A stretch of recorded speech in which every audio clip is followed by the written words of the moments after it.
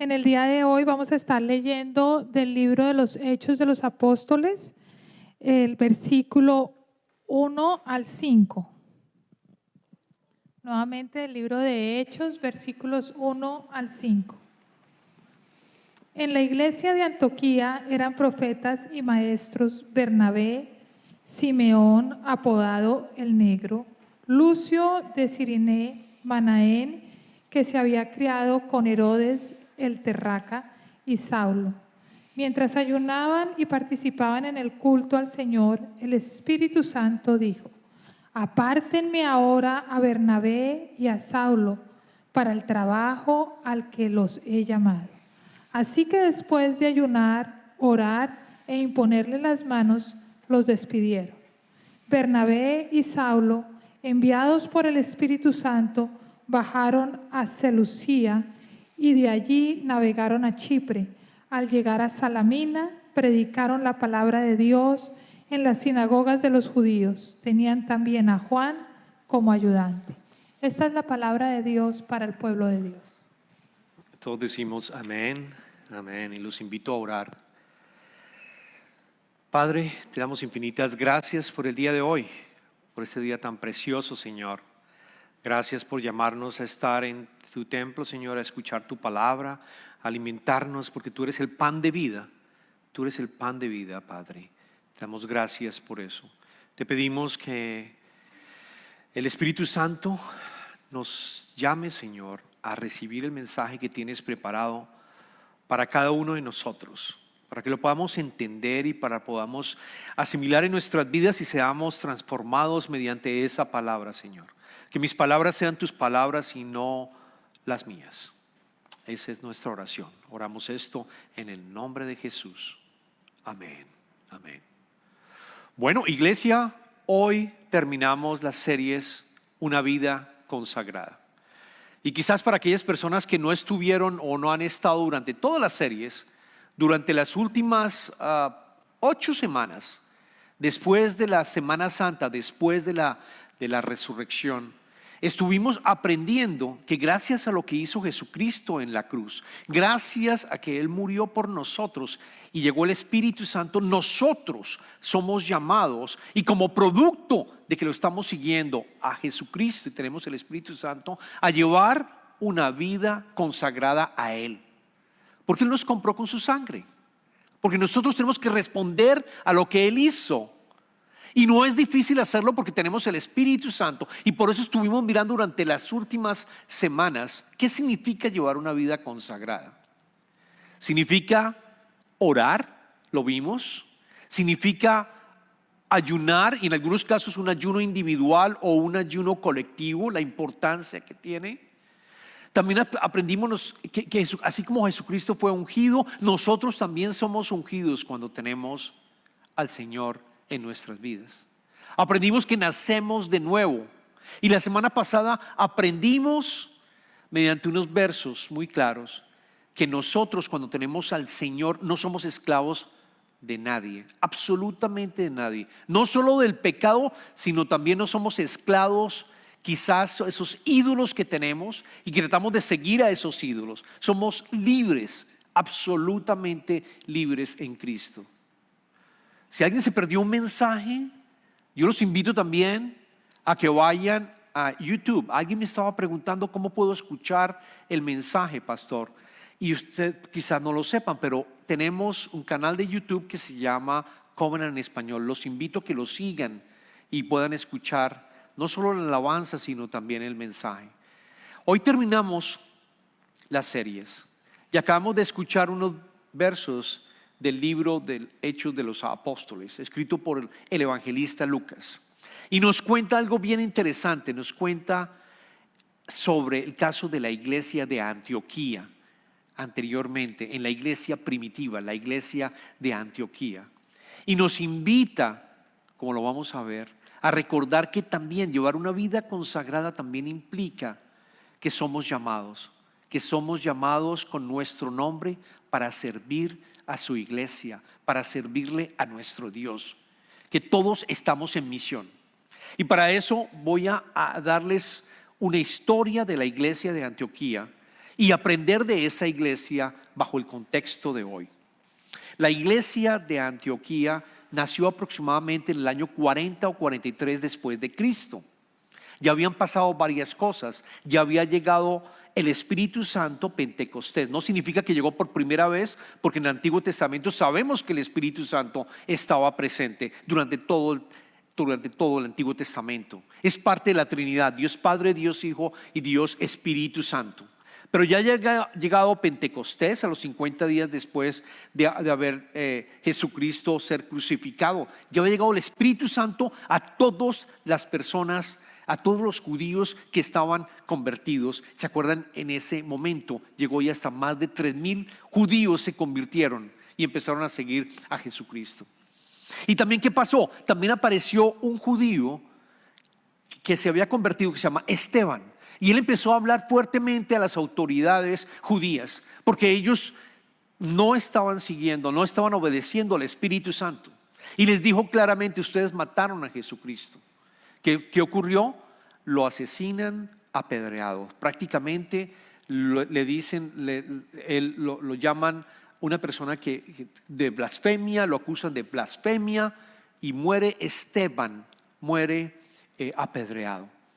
Y empezó una persecución fuertísima en esa época con todos aquellos que estaban siguiendo a Jesucristo. Todos los que seguían a Jesucristo estaban siendo perseguidos. Y muchos salieron de Jerusalén. Muchos salieron de Jerusalén. Entonces, para entender el nacimiento de la iglesia de Antioquía, yo creo que vayamos 2 capítulos atrás. Vayamos al libro Hechos de los Apóstoles, capítulo 11, versículo 19 al 21, para entender cómo fue el nacimiento de esta iglesia. El versículo 19 dice, a partir del versículo 19: los que se habían dispersado a causa de la persecución que desató por el caso de Esteban, el que les mencioné, llegaron hasta Finicia, Chipre y Antioquía, sin anunciar a nadie el mensaje, excepto a los judíos. Sin embargo, había entre ellos algunas personas de Chipre y de Cirene que al llegar a Antioquía comenzaron a hablarles también a los de habla griega, anunciándoles las buenas nuevas acerca del Señor Jesús. El poder del Señor estaba con ellos y un gran número creyó y se convirtió al Señor. Luego, después de toda esa dispersión, esa persecución, los judíos convertidos, eran judíos convertidos, llegaron a 3 áreas importantes. Primero, Finicia. Finicia, lo que hoy se conoce con el nombre del Líbano, es el país del Líbano, está al norte de Israel. Un área muy, muy extensa estuvieron estos judíos y fueron allá. No hubo iglesia, pero algunos de ellos llegaron allá. Otros llegaron a Chipre. Chipre es una isla en el Mediterráneo, hoy en día la República de Chipre. Y finalmente también llegaron a Antioquía. Antioquía está más arriba de Fenicia. Antioquía hace parte de Turquía hoy en día. Y era una ciudad muy importante, la tercera ciudad más importante del Imperio Romano. Estaba Jerusalén y después estaba Alejandría como segundo y después estaba Antioquía. Era un centro cosmopolita y cultural importante para los romanos. Era la capital de Siria y en ese momento Siria hacía parte del Imperio Romano. Luego era bien, pero bien importante, y allí llegaron los judíos convertidos que habían sido, se estaban dispersando, expulsados de Jerusalén. Noten, sin embargo, noten el verso 20, sin embargo, había entre ellos algunas personas de Chipre y de Cirene que al llegar a Antioquía comenzaron a hablarles también a los de habla griega, anunciándoles las buenas nuevas acerca del Señor Jesús. Es la primera vez que leemos en la Biblia que el Evangelio es predicado a una persona que es no judía y que por primera vez cree por el poder del Espíritu Santo. Allí vemos cómo empezaron esas personas que hablaban griego, empezaron a hablar con otras que estaban allí en Antioquía a explicarles acerca del Evangelio y se empezaron a convertirse. Si seguimos en los versos 22 al 26, noten lo que ocurrió. La noticia de estos sucesos, es decir, la conversión que estaba ocurriendo, llegó a oídos de la iglesia de Jerusalén y mandaron a Bernabé a Antioquía. Cuando él llegó y vio las evidencias de la gracia de Dios, se alegró y animó a todos a hacerse el firme propósito de permanecer fieles al Señor, pues era un hombre bueno, lleno del Espíritu Santo y de fe, y un gran número de personas aceptó al Señor. Después partió Bernabé para Tarso en busca de Saulo, y cuando lo encontró lo llevó a Antioquía. Durante todo un año se reunieron los dos con la iglesia y enseñaron a mucha gente. Fue en Antioquía donde los discípulos se les llamó cristianos por primera vez. Tiene mucha riqueza esta iglesia de Antioquía. Por primera vez los cristianos tomaron ese nombre, fueron llamados así. Pero noten, yo creo que resaltemos el hecho que Bernabé, una vez supo lo que estaba ocurriendo, fue enviado por Jerusalén. Vaya a ver qué está pasando. ¿Qué está pasando en Antioquía? Que hay personas que están escuchando por primera vez el evangelio y se están reuniendo y están adorando al Señor. Y fue allí y se dio cuenta. Y quiero que notes, Bernabé es considerado el hijo de la exhortación, porque lo que hizo fue, cuando llegó, vio las evidencias, él les mencionó, se alegró y animó a todos a hacerse el firme propósito de permanecer fieles al Señor. Permanecer fieles al Señor. No necesariamente fue a predicar la palabra de Dios, sino a ser fieles al Señor, a decirles: hay alguien que tú necesitas conocer. Y aquellos que ya habían aceptado al Señor, a exhortarlos a que continuaran uniéndose a la iglesia, estuvieran adorando al Señor, estuvieran dándoles gracias continuamente, exhortando a todos. Que es crítico, ojalá tuviéramos Bernabés en nuestras iglesias, que estén ayudando a exhortar a todos los unos a los otros como unidad y como iglesia. Ahora, ¿de dónde sale el nombre de cristianos? Quiero que te des cuenta que es la primera vez que se mencionan cristianos en la Biblia. Y para entender, tenemos que ir a conocer también cómo fue construida Antioquía y qué tipo de personas habían allí. En Antioquía, como le mencionaba, era una ciudad multiétnica, fuertemente llena de personas que eran no solamente hablaban el griego, sino también habían personas que eran judías, habían personas que eran hindúes de la India, habían personas que eran asiáticas, habían diferentes tipos de personas en esa ciudad. Y podemos aprender que por el Espíritu Santo tres cosas importantes, y después voy a hacer la similitud a lo que estamos viviendo hoy en día. Aquí no es Woodlands, aquí en Creekside. Tres cosas importantes. Antioquía fue una iglesia en donde había maestros y también profetas, primero. Segundo, fue una iglesia, la primera iglesia, en donde es una iglesia multiétnica, multinacional y multiclasista. La primera iglesia. Y tercero, fue la primera iglesia en donde hubo misioneros, en donde hubo personas que recibieron el llamado y fueron enviadas a trabajar por la iglesia, a trabajar por el reino de Dios. Empecemos con la primera. Fue una iglesia. Cuando yo digo que fue una iglesia en donde habían tanto profetas como maestros, fueron los versos que acabamos de leer en el capítulo 13, versículo 1. En la iglesia de Antioquía eran profetas y maestros Bernabé, Simeón apodado el Negro, Lucio de Cirene, Manaén, que se había criado con Herodes el tetrarca, y Saulo. Era una iglesia que tenía profetas y maestros. Profetas es una persona que tiene el regalo del Espíritu, el don del Espíritu para poder profetizar en nombre de Dios. Es una persona que Dios habla y esa persona recibe el mensaje de Dios y habla en nombre de Dios. Y profetiza para dirigir, profetiza para advertir a los demás, profetiza también para darles warnings, para darles advertencias en caso de que estén caminando mal. Hay profetas y también maestros. Es una iglesia que tiene el Espíritu Santo. En la iglesia que tiene el Espíritu Santo tiene profetas, como pasó en Antioquía. Personas que tienen la habilidad, el don de enseñar la palabra, de colocarlo de la mejor manera para que pueda ser explicado el don de la palabra, para que pueda ser explicada los evangelios, para que la gente lo pueda entender y pueda entender el evangelio. Esa es una iglesia con el Espíritu. Hay profetas y también hay maestros.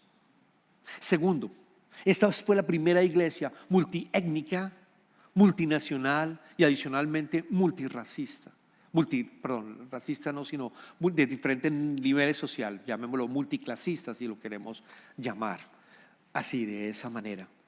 Cuando yo digo que es multiétnica, quiero esos 5 nombres que mencionó el apóstol Lucas en su escrito en el libro de Hechos de los Apóstoles. Voy a mencionarles cada uno de ellos quiénes eran. Bernabé era judío y era levita.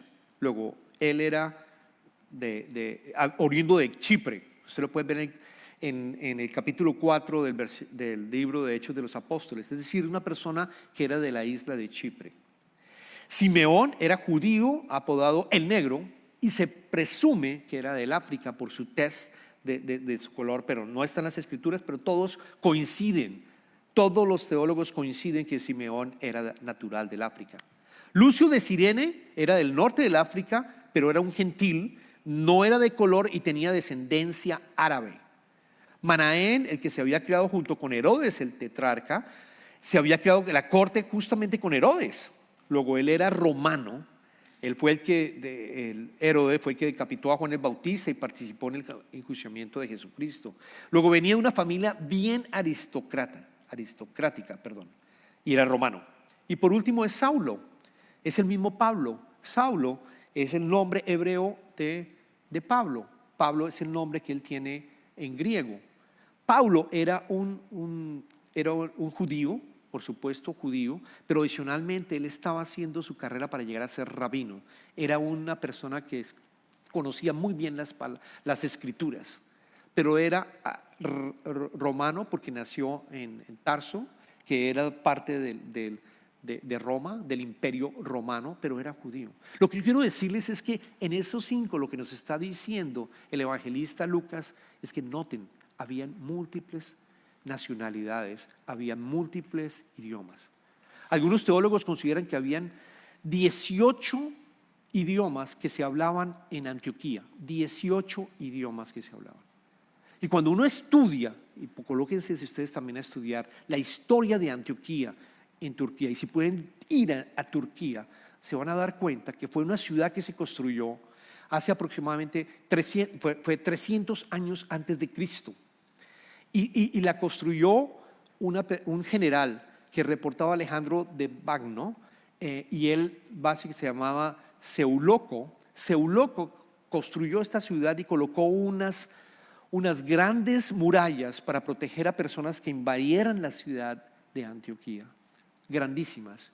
Y también al darse cuenta que habían tantas, por decir algo, idiomas que se estaban hablando en ese momento, él decidió construir murallas dentro de la ciudad, porque se dio cuenta que habían conflictos entre probablemente personas de la India con africanos, habían conflictos de los judíos con los gentiles, con los que venían de Grecia, que hablaban el griego. Había una serie de conflictos continuos, así que decidió dividir la ciudad en muros, no solamente externos, sino internos, de tal manera que cada barrio étnico podía vivir en un solo sitio. Si iban a Turquía para poder ver restos de esos muros. Así que, ¿cómo salió el nombre de cristianos? El Espíritu Santo empezó a unir a todas estas personas. Los romanos que probablemente adoraban a sus dioses romanos, a los dioses romanos no, sino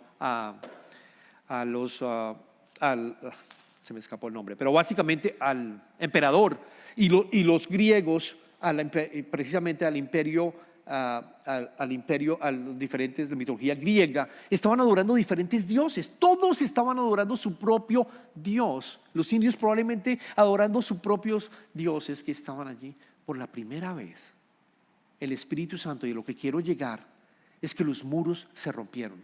Por la primera vez en la historia, esos muros se rompen y se unen personas de diferentes nacionalidades, de diferentes razas y de diferentes religiones para adorar un solo Dios. Por eso se llamaron cristianos por primera vez. Por eso se llamaron cristianos por primera vez. ¿Y si yo hago una analogía con Houston? ¿Y si yo hago una analogía con los Woodlands? Houston, no sé si sepan, pero Houston, de acuerdo al último reporte del censo en este país, es una ciudad cosmopolita, multiétnica. Se hablan 145 idiomas. En Houston hay personas de más de 140 países. Es multiétnica. Y si vemos Covenant, Covenant fue plantada en un sitio estratégico en donde tenemos los Woodlands, tenemos Creekside, tenemos Tomball, tenemos Spring, tenemos Magnolia. Fácil de accesar. Y hay aproximadamente, de acuerdo a los estudios, aproximadamente quizás más de los mismos 140 idiomas, y lo sabemos porque nosotros estamos dando clases en español acá. Hay personas de múltiples razas. Hay africanos, hay hindúes, hay por supuesto hispanos. Los porcentajes, y quiero darles los porcentajes actualizados. En Houston el 45% de la población es hispana, 23 afroamericanos, 8 asiáticos y 24 blancos no hispanos. Si nos vamos al área de Covenant, el 35% son latinos, los africanos y asiáticos cada uno un 10% y el resto blancos no hispanos alrededor del 45%. O sea, se hablan prácticamente los mismos 145 idiomas. Y lo que estamos viendo es que precisamente el Espíritu Santo rompe las barreras, va a romper las barreras y está rompiendo las barreras. Por aquí yo veo varias nacionalidades, estamos adorando al mismo Dios, pero necesitamos seguir haciendo el trabajo que Cristo nos llamó a hacer. Romper las barreras multiétnicas, romper esas barreras, ser los Bernabés que van a salir y van a estar dándole un alivio y una esperanza a las personas que no conocen a Cristo, en donde nosotros debemos recibir el llamado, así como recibió el llamado tanto Bernabé como Saulo. Vayamos a mirar el versículo cuando él es llamado. Bernabé y Saulo en el versículo 4. En el versículo 2, mientras ayunaban y participaban en el culto. Noten, ayunaban y participaban en el culto. Son dos acciones que el Espíritu Santo en la iglesia hace que nosotros hagamos de una manera natural. Ayunar y participar en el culto. El Espíritu Santo dijo: apártenme ahora Bernabé y a Saulo para el trabajo al que los he llamado. Así que después de ayunar, orar e imponerle las manos, los despidieron. El Espíritu Santo te llama. Si tú tienes a Cristo, el Espíritu Santo te llama para hacer una labor específica que Él tiene para ti. Una labor específica que Él tiene para ti. Y como iglesia estamos llamados a hacerlo. Y ustedes me dirán: pero pastor, ¿dónde yo puedo servir? Y yo puedo decirles que hay varias opciones para servir aquí en Covenant. Dentro de Covenant y fuera de Covenant. Dentro de Covenant necesitamos personas que nos ayuden desde la puerta a recibir a la persona que llega, que de pronto está acongojada por las circunstancias que está recibiendo, para que sea el Bernabé que exhorte a esa persona y le diga: bienvenida, aquí vas a esperar encontrar un mensaje de esperanza, para que llames: ven, entra para orar por ti, o vamos a orar por ti. Dentro de la iglesia también necesitamos personas que nos ayuden también con el café, que nos ayuden a dar una muestra también de amor a los demás, que no seamos siempre las mismas personas que hoy en día están ayudando. Que ujieres, que nos ayuden a pasar también la bandeja para las ofrendas, que nos ayuden también a enseñar. Gracias a Mildred también, a José Carlos, podemos dictar clases ahora de discipulado. Y gracias a Mayra también y Mildred, hoy en día los niños están recibiendo sus enseñanzas. Pero necesitamos más manos.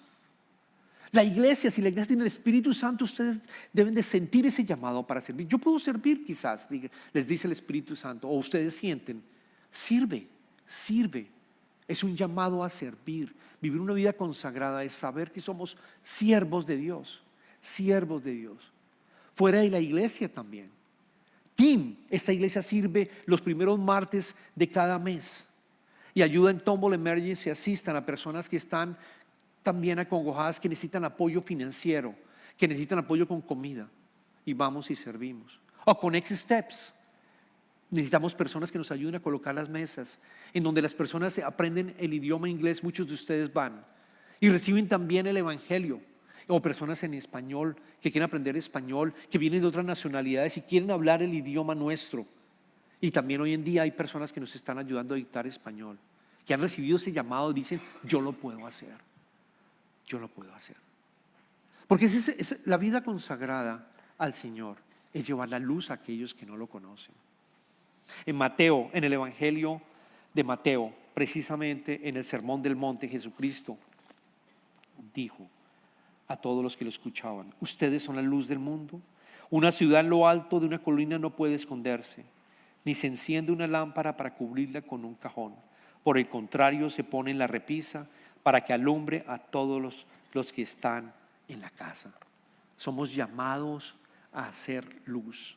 Somos llamados no solamente dentro de la iglesia, sino fuera de la iglesia. En todo lo que tú hagas, en todo lo que tú estés trabajando, seas luz para aquellas personas que no conocen a Cristo, para que tú las ayudes, les des un mensaje de esperanza, las invites al servicio a conocer del Señor. Ese es nuestro llamado, ese es el llamado que necesitamos.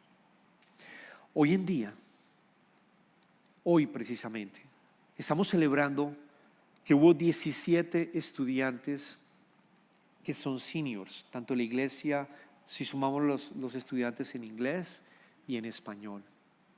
Y los vamos a mandar. Los vamos a mandar a misión. Los vamos a mandar a recibir un llamado específico.